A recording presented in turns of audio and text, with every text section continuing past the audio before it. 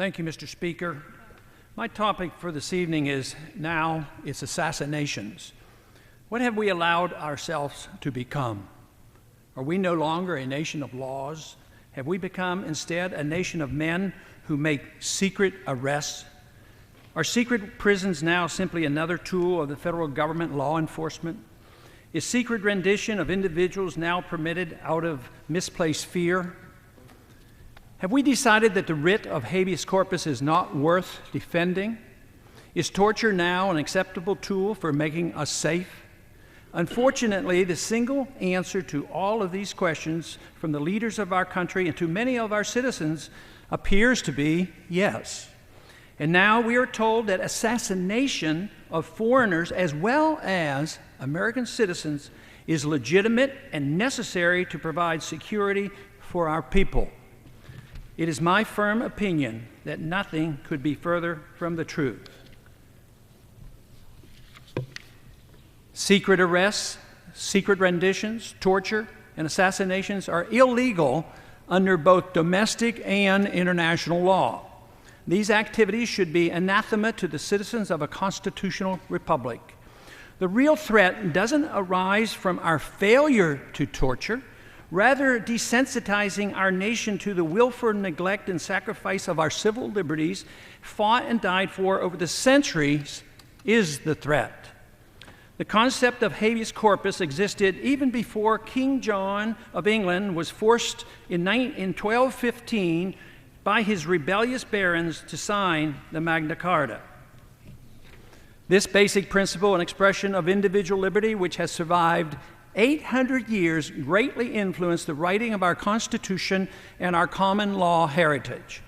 Today, we hardly hear a whimper, either from the American people or a stone silent U.S. government as our cherished liberties are eradicated.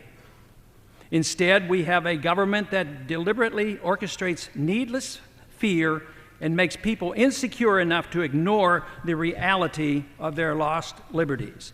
The latest outrage is the current administration's acknowledgement that we now have a policy that permits assassination not only of foreign suspects, but of American citizens as well. Of course, the CIA has used secret assassinations in a limited fashion for decades, despite international, domestic, and moral law. When done secretly, as in the past, our government at least recognized that assassination was illegal and wrong. Frighteningly and astonishingly, however, the policy is now explicit. National Intelligence Director Dennis Blair, in open testimony before the House Intelligence Committee on February 3rd of this year, acknowledged that American citizens can indeed be assassinated at our government's discretion. The U.S. government attempted to assassinate Anwar al-Awlaki in Yemen without even charging him with a crime. We're told this evidence is secret, that he does not deserve any constitutional rights, and that some unknown individual in the administration has the authority to declare him a threat, and therefore a legitimate target for assassination. Yes, I know he is probably a very bad person. Yes, I know that only a few Americans are on the assassination hit list. Yes, I know that artificially generated fear makes a large number of Americans inclined to applaud this effort, which supposedly will make us safe.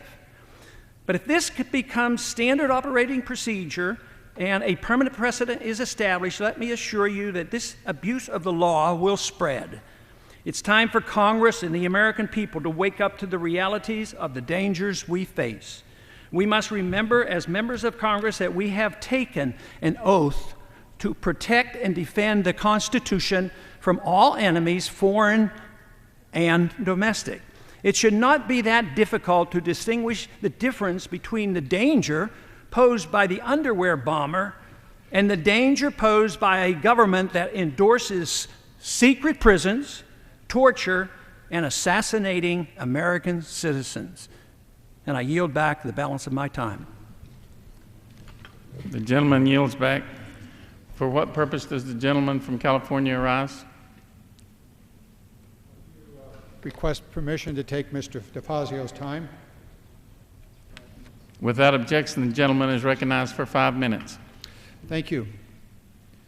Tomorrow is an extremely important day here in Washington, D.C. and across the nation. Tomorrow is a day in which the President will hold a summit